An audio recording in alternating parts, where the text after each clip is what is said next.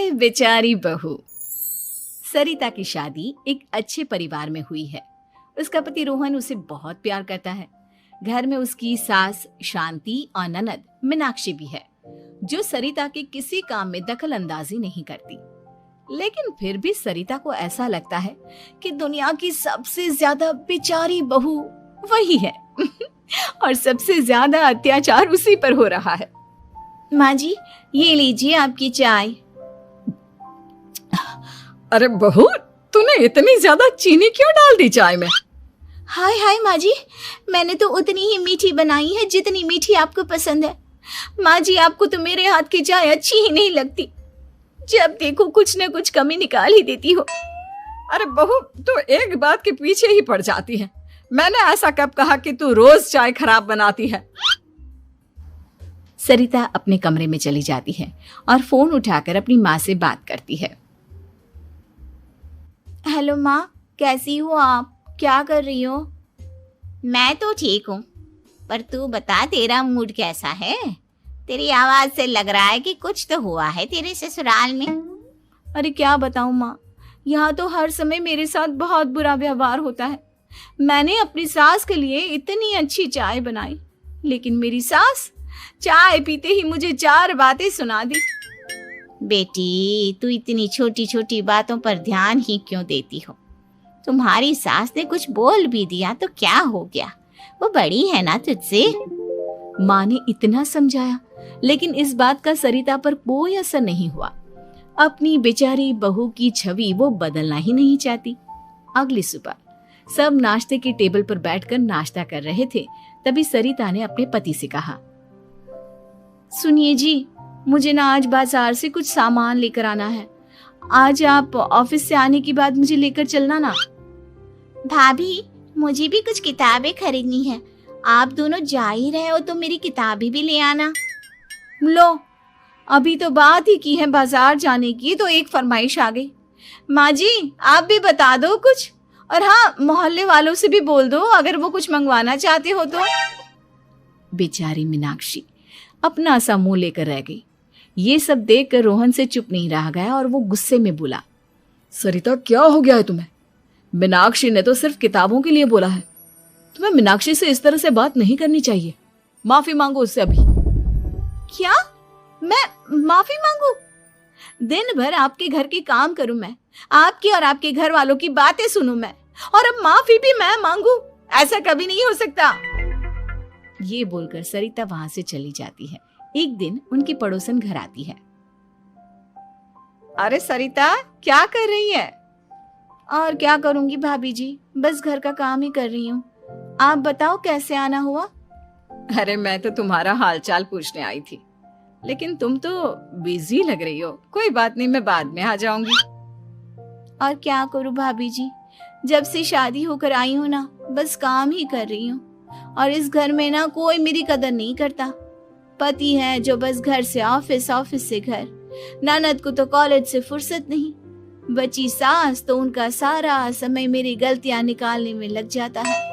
अरे ये क्या कह रही हो सरिता? तुम्हारी सास तो पूरे मोहल्ले में तुम्हारी तारीफ करती फिरती है कि तुम बहुत अच्छी हो, पूरा घर तुम्ही ने संभाल रखा है। हाँ तो क्या हुआ, इसमें गलत क्या कहती है? सच्ची तो कहती है। मेरी मर्जी के बिना इस घर का पत्ता भी नहीं हिलता। शाम को जब रोहन घर आया तो उसने सबसे कहा, कल हम सबको मौसी जी के घर जाना है। उनकी बेटी की शादी है। सब अपनी अपनी पैकिंग कर लो, सुबह होते ही निकल जाएंगे। और सरिता, तुम कान खोलकर सुन लो, वहां जाकर किसी की बुराई भलाई शुरू मत कर देना, नहीं तो मुझसे बुरा कोई नहीं होगा। हाय हाय जी, आप तो ऐसे कह रहे हो जैसे मैं सुबह शाम सबकी बुराई करती फिरती हूँ।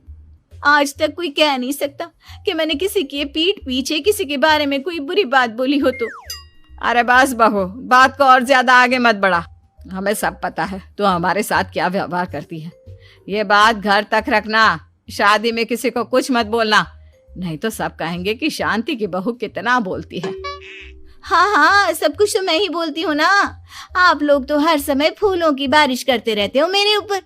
सारी गलती मेरी है जो मैं इस घर में आई। सबका कितना ध्यान रखती हूँ, लेकिन फिर भी मेरी तो आप लोगों की नजर में कोई कदर ही नहीं है। अगली सुबह सब लोग मौसी जी के घर पर चले जाते हैं। वहां पर शादी का माहौल होता है, सब जगह चहल पहल होती है, बहुत सारे मेहमान आए हैं। सरिता को वहां बहुत अच्छा लग रहा है।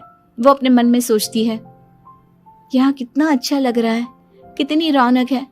मैं यहाँ किसी से ज्यादा बात नहीं करूंगी। अगर मेरे मुंह से कुछ ऐसा वैसा निकल गया तो रोहन जी तो मुझसे गुस्सा हो जाएंगी। सरिता ये सब सोच ही रही थी कि वहां रोहन की कजिन साक्षी आ गई और सरिता से बोली, आप सरिता भाभी हो ना? जितना आपके बारे में सुना था आप तो उससे भी ज्यादा सुंदर हो। हाँ वो तो है, मेरी सुंदरता की तारीफ सब करते हैं। मेरे मायके में तो सब यही बोलते हैं कि रोहन जी की किस्मत बहुत अच्छी है जिन्हें मैं मिली। लेकिन आप कौन है? मैंने आपको पहचाना नहीं। मैं रोहन भैया की कजिन हूँ। आपकी शादी पर नहीं आ पाई थी ना, इसलिए आप मुझसे मिली नहीं कभी। शांति मौसी और मीनाक्षी आपकी बहुत तारीफ करते हैं। क्या कहा तुमने? मेरी तारीफ?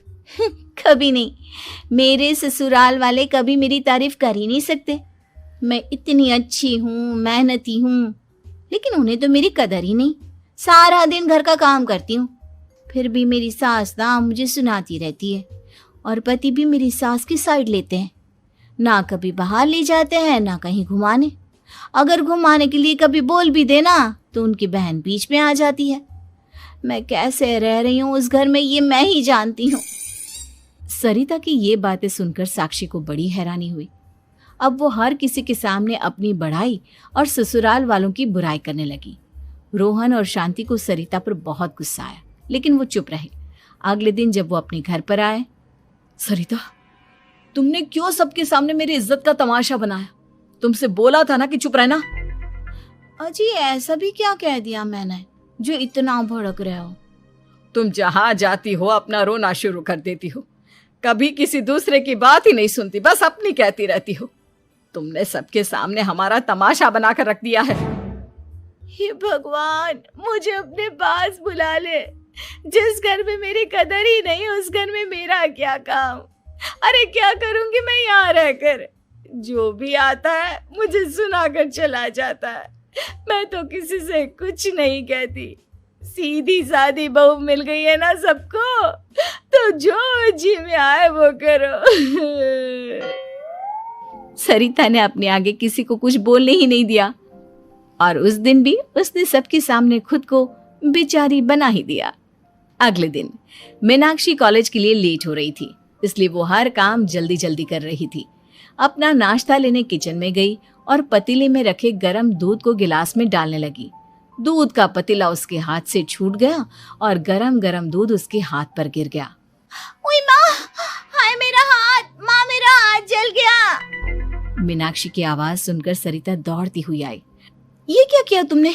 तुम्हें नाश्ता चाहिए था तो मुझसे बोल देती, मैं क्या मना करती थी? अब पता नहीं कितने दिन की मुसीबत पाल ली तुमने। सरिता मीनाक्षी को उसके कमरे में ले गई और उसका बहुत ख्याल रखा। उसका इस तरह से ख्याल रखना शांति और रोहन को थोड़ा अजीब लगा। माँ, सरिता के दिमाग का भी कुछ पता नहीं। कल शादी में सबको इतना कुछ बोलकर आई है हमारे बारे में, और अब मीनाक्षी की कितनी अच्छी देखभाल कर रही है। ये ऐसा क्यों करती है? बेटा, तेरी बीवी की ना आदत हो गई है सबके सामने खुद को बेचारी दिखाने की, और आदत इतनी जल्दी नहीं बदलती। जब ये बोलना शुरू करती है तो रुकने का नाम ही नहीं लेती, इसलिए इसे पता ही नहीं चलता कि ये किसके सामने क्या बोली जा रही है। लेकिन दिल की बहुत अच्छी है। हमें भी अपना दिल बड़ा करके ये जैसी है इसे स्वीकार करना चाहिए।